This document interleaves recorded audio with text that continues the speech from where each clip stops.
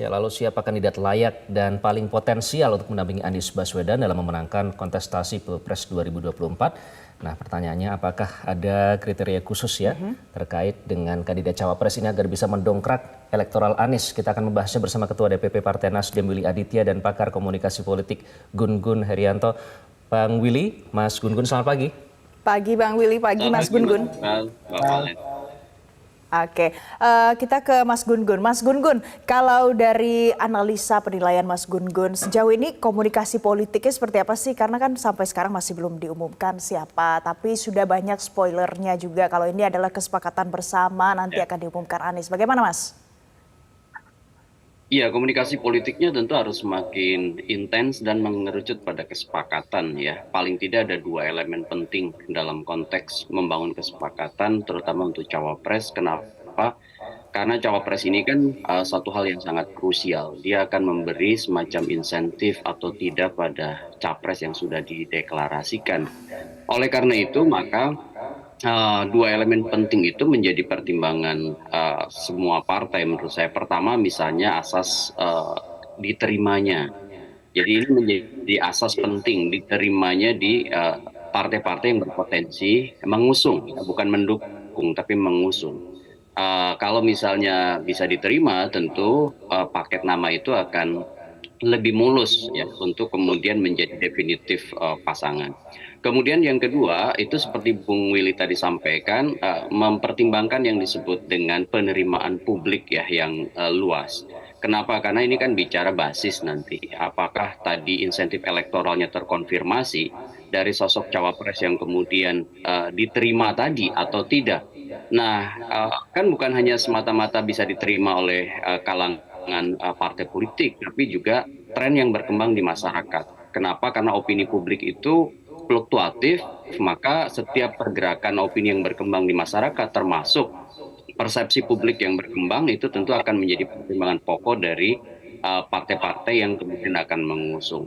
Nah, dalam konteks ini Mbak Valen, Mas Iqbal, saya melihat begini, representasi misalnya gender, representasi partai politik, representasi zonasi ya, zona primer tentu yang ingin dimenangi dari kalau misal pasangan capres cawapres ini mewujud. Kemudian yang terakhir adalah pertimbangan halayak kunci. Jadi empat hal dasar yang menurut saya akan kemudian simpulannya si cawapres yang akan dipasangkan itu punya insentif elektoral atau tidak pada capres yang tadi dideklarasikan.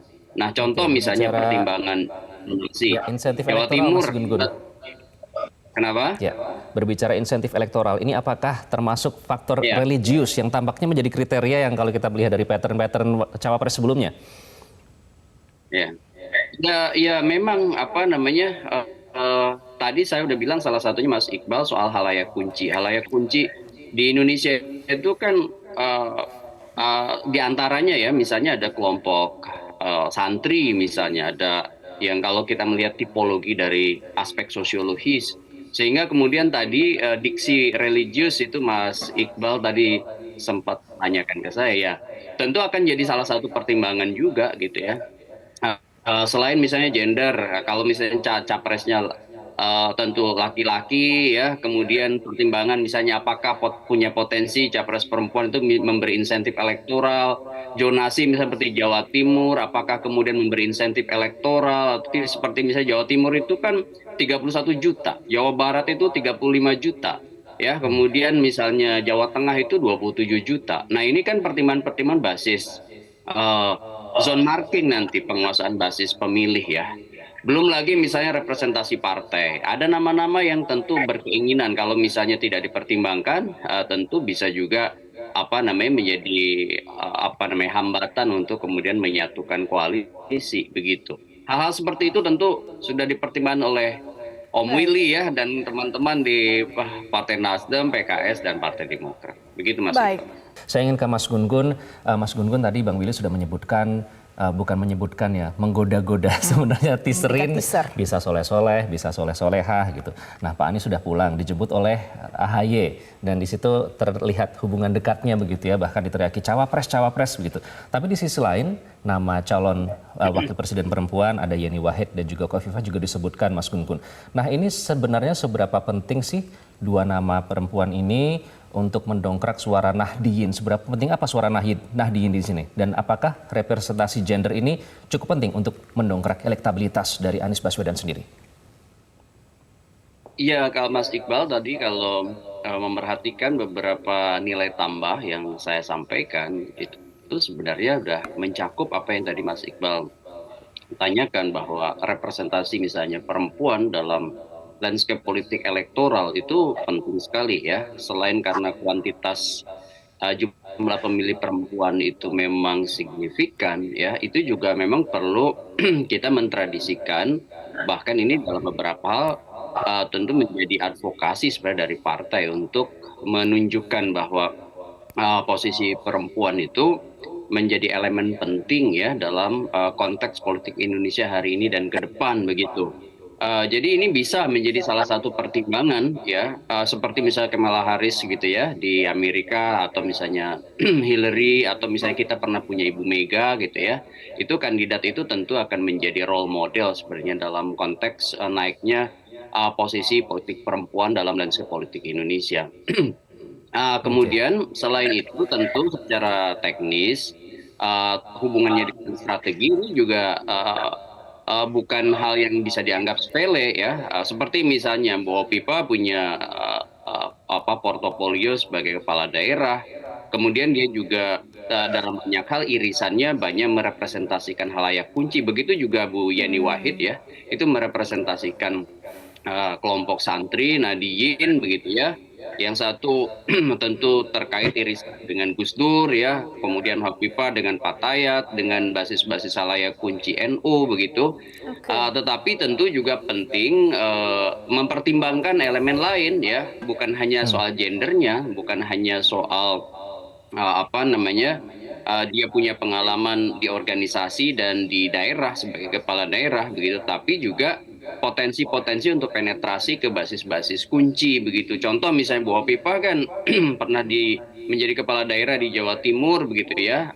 Artinya memang salah satu potensi itu ada, yaitu area ya yang potensial, salah satu battleground dalam konteks politik elektoral di Indonesia begitu. Karena tadi saya sudah sebut misalnya potensi angka yang besar dari sisi jumlah pemilih sekitar 31 juta daftar pemilih di situ, sehingga kemudian potensi juga untuk kemudian dipertimbangkan ya.